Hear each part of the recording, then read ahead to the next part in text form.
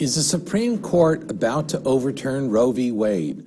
Welcome to this edition of Deep Dive. I'm Bill McGurn from the Wall Street Journal. In 1973, the Supreme Court overturned the laws of all 50 states to find a constitutional right to abortion. In 1992, it was challenged in Planned Parenthood versus Casey, but was upheld when Justice Anthony Kennedy switched his vote. Today, it's back in play for two reasons. First, since Justice Kennedy retired, pro-lifers hope and pro-choicers fear that there may now be enough votes either to overturn Roe or to chip away at it. Second, many states are now passing laws that directly challenge Roe, such as the heartbeat laws that would prohibit abortion once a fetal heartbeat is detected. If they had wanted to put a serious dent into Roe, the Supreme Court could have taken up an Indiana law that banned abortion for reasons of sex, race, or disability. But the court took a pass, and some say it's because Chief Justice John Roberts fears that if Roe is overturned on his watch, it will discredit the Roberts Court. Here to help me sort it all out are Alexandra DeSantis, a staff writer for National Review who focuses on abortion and pro-life activism; Mary Alice Carter, senior advisor of Equity Forward, a project that works to hold anti-reproductive health forces accountable; and Peter Breen, vice president and senior counsel of the Thomas More Society, a pro-life law firm. Thank you all for being here. Mary Alice, I know you're not a lawyer, but we're constantly told when justices go up for confirmation that Roe is settled law. So why does it seem so unsettled? Why is it always coming up? Why is it up for challenge now? Well, it's up for challenge because state after state has decided to put forward legislation to try and challenge the law. Whether or not the Supreme Court rules on it being settled law, I mean, I certainly hope that they do. It has been, settled and looked at multiple times, upholding Roe, and so I hope they continue to do so. Right, but why? What do you attribute this to? I mean, in other words, it seems very unsettled if we're constantly told that Roe might be thrown over, right?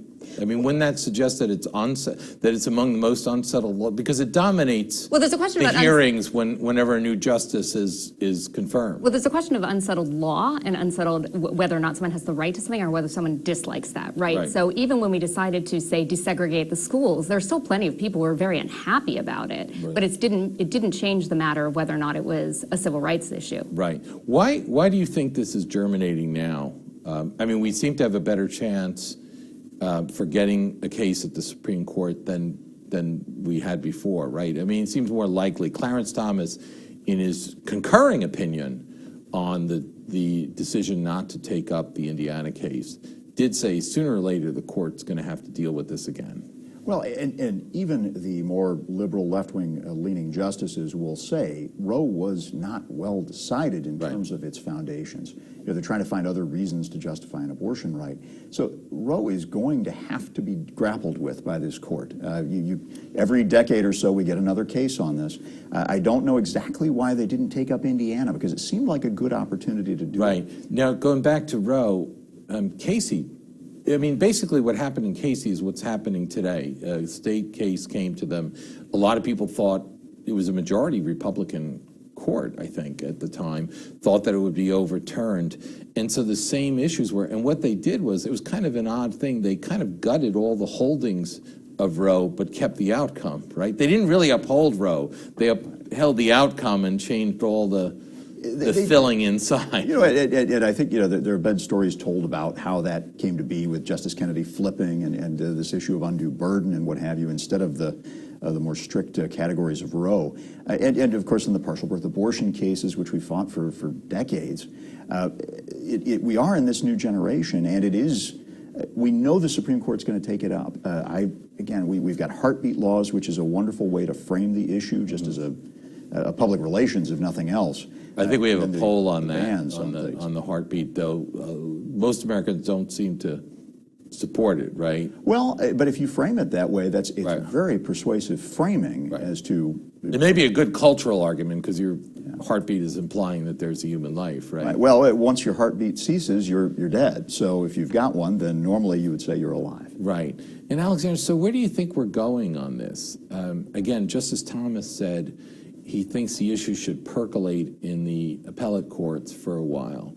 And it was interesting, he had a concurrence. It seems to me, I'm not a lawyer, I have no special insight into the court, that the people who might be in favor of overturning Roe didn't have the votes, and they cut a deal where they didn't take up the Indiana law, and they did uphold the part about requiring the fetus to get a decent burial. Yeah, I wonder if that might be the case, because I think I agree with the read that Justice Roberts probably, or Chief Justice Roberts rather, is a little bit hesitant about taking up such a controversial case. He's notoriously very concerned about the court as an institution. He doesn't want it to appear partisan, doesn't want it to look like he's trying to back up Trump necessarily. And so I think he's maybe a little bit hesitant to take up cases like this. But I do think, if you look at how Roe was decided, the justices thought that they were going to put an end to the matter. Right. And they said behind the scenes before they even heard arguments, we want to legalize abortion. That happened We just have to find a twice. way I mean, how. it happened in Roe. It was greeted as,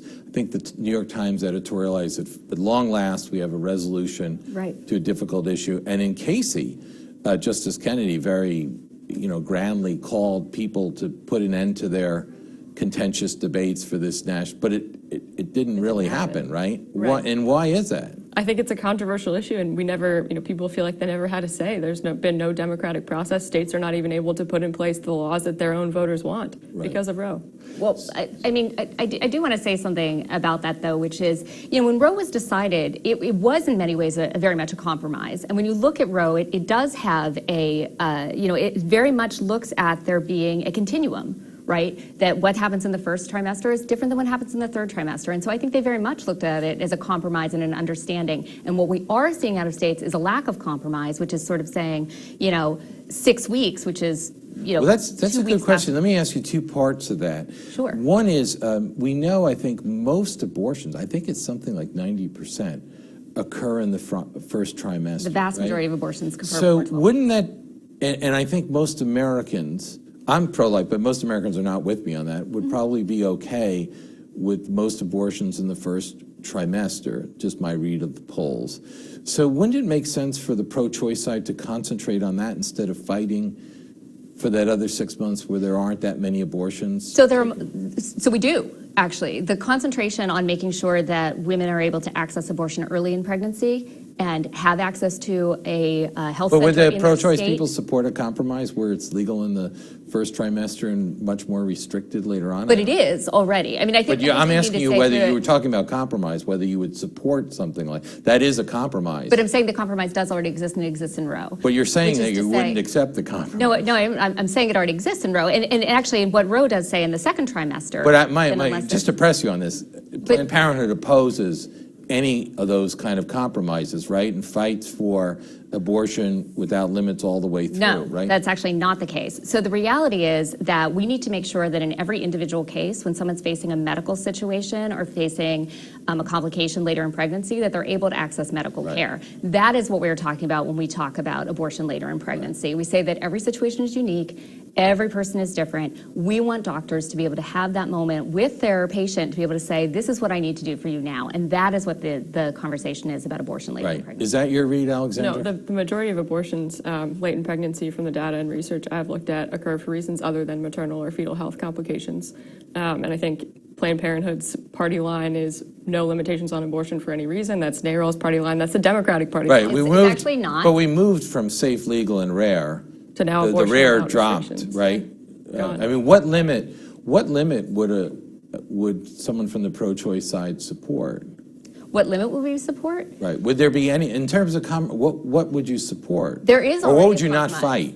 We're not fighting the idea that later in pregnancy that there are limits on abortion as long as we are protecting health and life. Except when you're looking at We're just not. the bill that just passed in the Illinois General Assembly, most radical in the country on this issue, defined health so broadly that it would apply does. to every single abortion. When the ACLU representative was challenged, they couldn't come up with a single abortion that would actually be prohibited under this bill. Now, of course, they repealed all of the regulations. You've got no more reporting requirement for the post-viability abortions. You're pushing for abortion up to the moment of birth in a state like Illinois, where clearly the people of Illinois, they're a little left of the national consensus on abortion, but they don't like anything after first trimester abortions. That would be a strong majority in Illinois. But you're seeing a very hard shift left. Well, what would be, Alexandra, let me ask, what if one of the misconceptions, I think, is that if Roe is overturned, abortion is going to be banned. All it would really do is return it to the states, right? That's right. So New York has passed a very liberal abortion law that's very permissive up to the end. Illinois now, and some of the other states presumably would do it. Alabama has basically an outright ban, and some of the other states have the heartbeat ones after 6 weeks. What's wrong with the system that has laws in one state that reflect the values of the people of Alabama and laws in New York that reflect where the people... Shouldn't this be something the American people should be deciding themselves? I think so, and I think answers the earlier question of why Roe didn't actually settle the question of abortion, because there are a lot of Americans, the vast majority of Americans, do not support abortion in the third trimester, and if a state like New York wants to legalize it and the voters there are okay with that, that's one thing. But at this point, we have a situation because of Roe and because of Casey where only states like New York are allowed to let those laws stand, and a state like Alabama or a state like Georgia tries to pass a heartbeat bill or a ban, and it gets struck down and the will of the voters there can't take effect.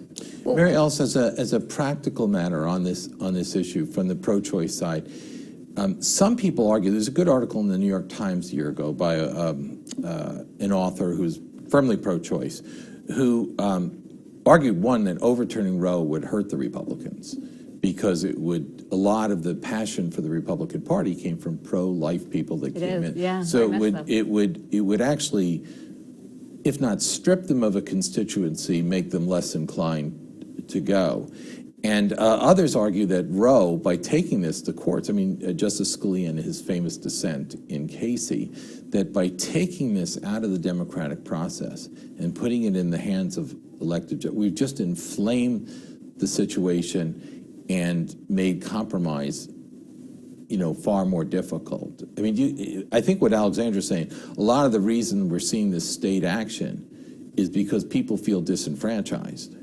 Well, a lot of the reason we're seeing the state action is because of the work on behalf of anti-abortion groups to get people elected to office who are anti-abortion. But that's a democratic process, sure, right? I mean, that's actually the hard work of a democracy, to find your candidates, get them elected, and then get legislation that they favor pass through. That's what we do in a democracy. Persuade your neighbors to vote for this guy, persuade the guy to vote for this bill, and then the courts throw it out. Is that really how a democracy is supposed to work? I think the bigger question is, should we be deciding medical care based on a democracy?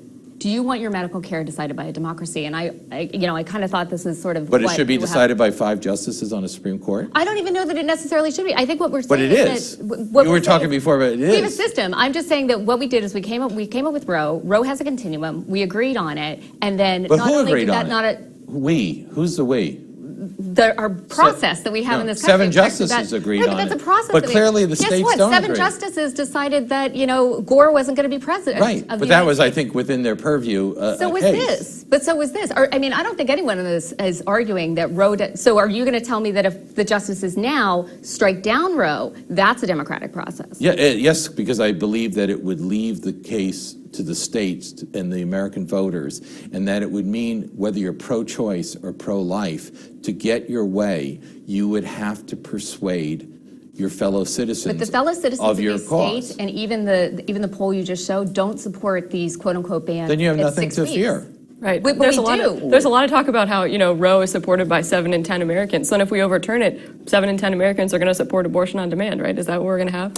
Well, wait, Yeah. Why are we so afraid of overturning Roe if everyone agrees with it? Because I'm concerned for the people in the state of Alabama who overwhelmingly say they do not support the law that was passed by their Then they can legislature. leave. They don't have to stay in But then they wouldn't have a... So wait, so what you're telling me is that your answer is leave your state, move somewhere else. How could it be that a super majority in the state of Alabama passed this bill and the voters don't agree with it? They That's don't. impossible. And then they it's get not voted out the next possible. election. That's how They'll all democracy be works. voted out, Then they get there'll be voted a new out. law that overturns it, right? Well, but what you're saying is you think that rights every single time should go back and forth. So this is why I'm saying we thought Roe was settled law, and other people are saying it's not settled law. Hold But on, we are rights. saying that rights, someone's right to access health care, someone's right to decide whether or Well, not it's they carry a interesting pregnancy you won't to use the word term. abortion. It was a right to abortion. Is it It's a health right It to was abortion. rooted in Of the course it's an 14th abortion. Amendment. When the I 14th will- Amendment wait. was I will ratified, always it use was the word abortion. criminalized, I will right? always use the word So abortion. People dispute that it's a right. It wasn't mentioned in the Constitution. They're basing it on the 14th Amendment, which when it was ratified, the states had laws against it. So again, I'm not a lawyer, but I will tell you we have quite a lot of rights that are based in the 14th Amendment that I think if we start looking at, I just don't think this one is.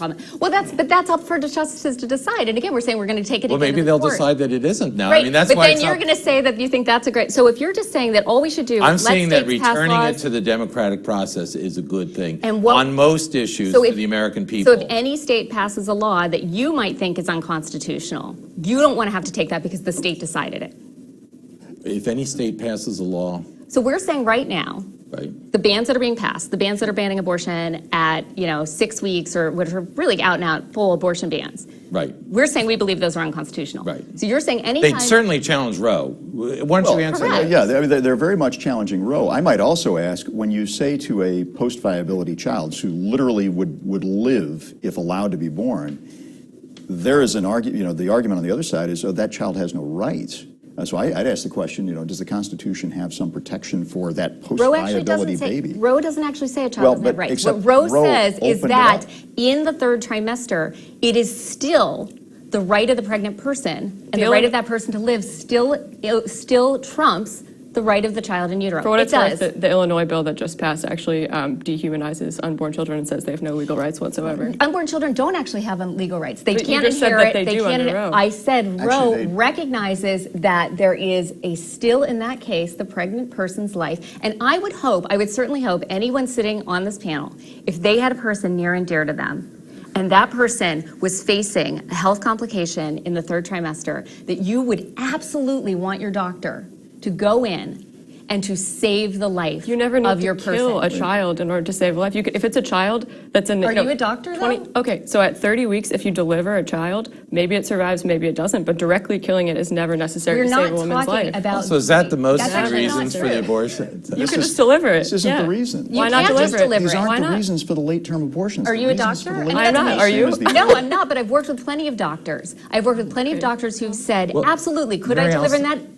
but in every single case? No, I can't say I can do that in every single case. And my job as the doctor in that moment is to save the life of my patient who is the pregnant person. Right, so in all these cases, it's the life of the mother at risk. Is that what you're saying? It's life 'Cause I and don't health. think that that's the case. for the And actual- it's that word health. That's not what research So the is. word health sounds like a nice word, except when it's been redefined to essentially include anything. So the well-being of the mother is part of this consideration now.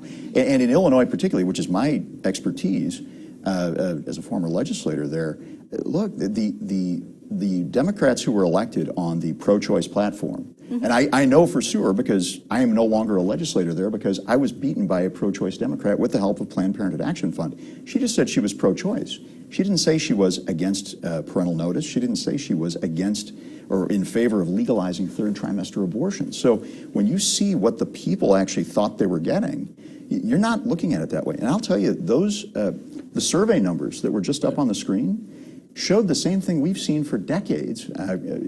50% of the country is in favor of restricting abortion to rape, incest, and life of the mother. That's actually not what those numbers show. Look at them again. It's 48% was rape, incest, life of the mother. And So then that's if you not a go to majority. first trimester, that's 48 to 52. It's within the margin of error of 50-50 for the country. You add on first trimester abortion, which is probably another 20%. But the laws that Vast you all are majority of the passing people actually don't want even it to have go. exceptions for those. Some of them do. Many of them the do. vast majority Okay, of them do. but I will tell you that if you look at the talking points in the, as you put it, it's PR. We have them up on the screen now. Yeah, and do the math, Right, 10 Right. plus 10 plus 28, 48% coming up from the bottom there. which is That's a minority. Let me should shift never to be another, permitted. just to Which is get minority. apart from the 75% of the country believes in some banning restriction. Let me switch to another aspect to this. In this recent opinion, Clarence Thomas brought up eugenics.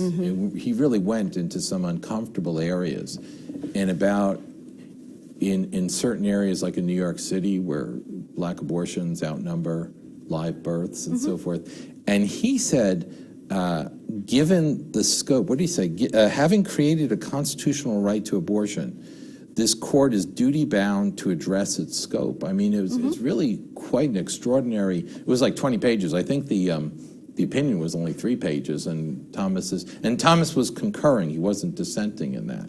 What is that saying? And he is aware of his role as the only African American justice on the court, second in American history. So he is trying to lay a foundation, pushing from the right to, if anything, counteract maybe the forces that you wrote But about. he's saying that Roberts the court will Justice have to Kavanaugh. deal with this, right? Well, I mean, one of the things I want to get to after that is, on the pro-life side, there's a big debate whether people should just go after Roe and seek for a clean decision that just throws it overboard, or whether people should take a more incrementalist approach. Yeah, there's a right? huge disagreement in the pro-life community. Every But now state the you look at, interesting they're thing is infighting. the Indiana case. Where do you think that's going? I'm curious of your read, because the Indiana case, which had these two restrictions, it would be possible for the court to not overturn Roe and still uphold the Indiana laws. So a lot of people thought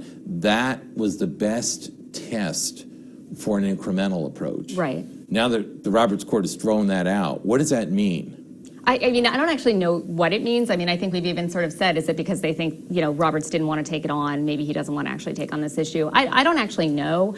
Roberts is always a bit of a conundrum to all of us. You didn't know what he was But going to do. it seems to me, if that was the best test for an incremental approach, they're leaving. I think the they're direct waiting. approach, I think they're right? waiting for another case. Another- That's my take. Right. They could have taken it up. They could have resolved this right now, and we would have been done with the bans and all the passing and all those things. But I think they're looking for a different law. But it's interesting that my two friends here on the side want to keep talking about what happens later in pregnancy, but what they're failing to also talk about is the fact that the vast majority of these bans have nothing to do with later in pregnancy. They're banning abortion at 6 weeks. But I'm also interested in it, and you've actually admitted that it's a PR campaign in order to sort of make it look good to talk about PR. But my question then is why 1 through 5? Why is 1 through 5 weeks okay? And let me say this, because the issue for the pro-life side is, how do you best humanize those who are the victims of the procedure? And so when you talk about a heartbeat, because you're sitting there going, well, what will help to crystallize this for the people of a particular state? You talk about a heartbeat. That is something folks can understand. And and we know with the 4D ultrasounds and everything else, you're seeing earlier and earlier. But a heartbeat defines life, because many folks on your side would tell you it's from the minute it gets It might- I'm No, it not might be, saying but it doesn't. what he's saying is, Yeah. when people hear the word heartbeat, they think of life. Because they're told all the time, well, it's just a clump of cells or part of the mother, and then something I'm old later, enough to remember it the has blob its own of heartbeat. protoplasm. See, and There we go, I'm right? actually worried about the heartbeats of pregnant people. So I'm worried are about the we. So are heartbeats of pro-life people. people.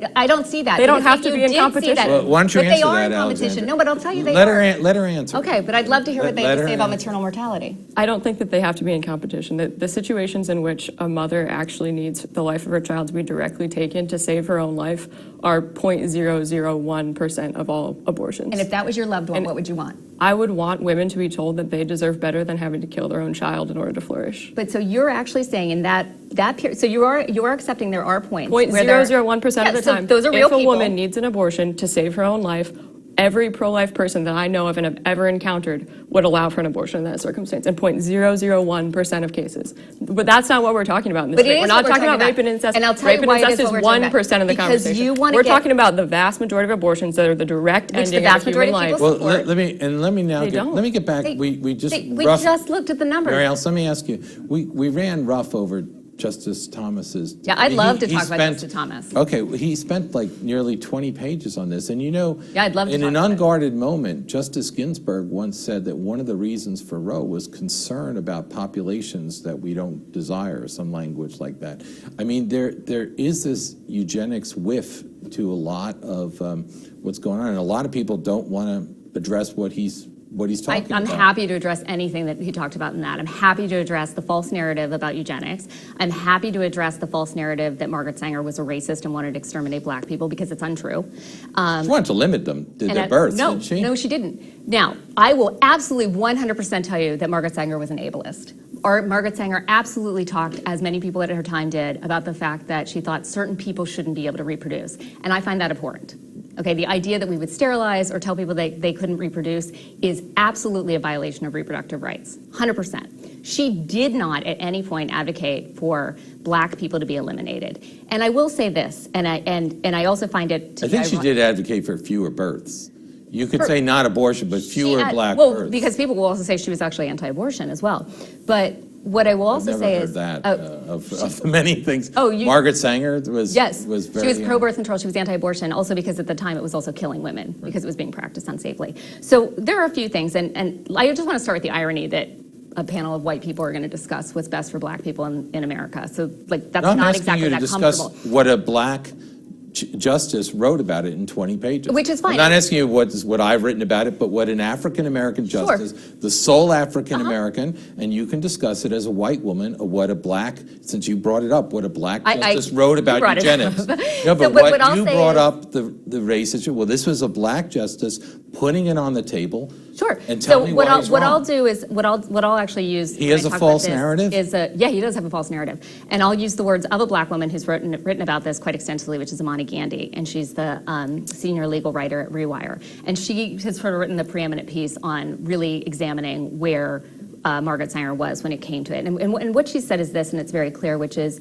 if you want to go after an institution because you claim it has roots in anti-blackness, you would have to denounce every single institution in the United States of America, including the United States itself. And there are multiple organizations that come from a position in the past that are abhorrent to us today. And it has nothing to do with currently how they're operating. It has nothing to do with the current situation. Black women disproportionately have abortions in the United States because they are disproportionately denied access to health care, to insurance, to birth control. Well, I just bring up my colleague Jason Riley, an African-American writer for the Journal, has a column on Clarence Thomas today, and he points out that is the argument, but others with similar rates of poverty, like Latinos, don't have it at quite the high rate. Isn't it a tragedy, at least, to be in parts of New York where there are more abortions than live births? It is a tragedy. And how many millions of African Americans we don't have? It is a tragedy if any woman has an abortion because she cannot afford to have a child. And it is a tragedy if any woman has a child because she cannot afford to have an abortion. We do a major disservice to any woman in poverty in this country if we do not allow them access to the decision they want to make and that they have to make it on So let- financial Wait, reasons. hang on, wait. It's a tragedy for anyone to have an abortion because she can't afford, or anyone to have a child because she can't afford an abortion. It is. I am sorry, but no, this is. I mean, I've never met. Oh, I've met many women who have had abortions, many who have had children. Obviously, you will never find a woman who regrets having had the child. That is and frankly, the child completely untrue. The child is a lot more expensive than $400 on the barrelhead for an abortion.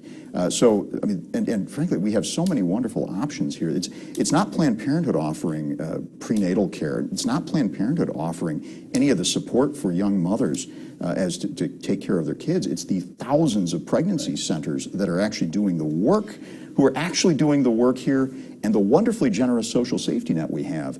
It's all in place right now. So In this the this state of narrative that Alabama, somehow in there the should state be of children Alabama. dead today that we're allowed Make your to point, and live. then I want to I just give want to Alexander. in the state of Alabama, a woman with one child, if you make more than $320 a month, you're not eligible for Medicaid. Okay, Alexandra, let me bring it back. That's not Well, quite that's a wrong. safety Hey, net. that's wrong. That's not a safety net. That's not Let me how bring it it doesn't back. exist right We now. got to wrap up. Alexander, let me bring it back to the central question now and the constitutional question. Almost every article that writes about this challenge going before the court suggests that if the court overturns Roe, it will become illegitimate, and that Justice Roberts is worried about the legitimacy of the Roberts Court, right? And that's why he might not do it. Does anyone write about the hit to legitimacy of the Supreme Court of keeping Roe in place, a decision that hasn't worked and that half of America feels disenfranchised from? How come we never hear about that side? I certainly haven't seen that argument made outside the pages of my own employer or maybe perhaps your employer. But I think the problem is we just have this idea that abortion is good for women and that it sets women free, and that if Roe is the method that we had to use to get that done, then that's just fine. We have to just shut up and put up. And I think that's the wrong way of looking at it. Americans and American women in particular deserve better. Okay, we're going to have to end it there. Alexandra, Mary Alice, Peter, thank you all for coming on today. I'm Bill McGurn of the Wall Street Journal. Tune in tomorrow for another deep dive.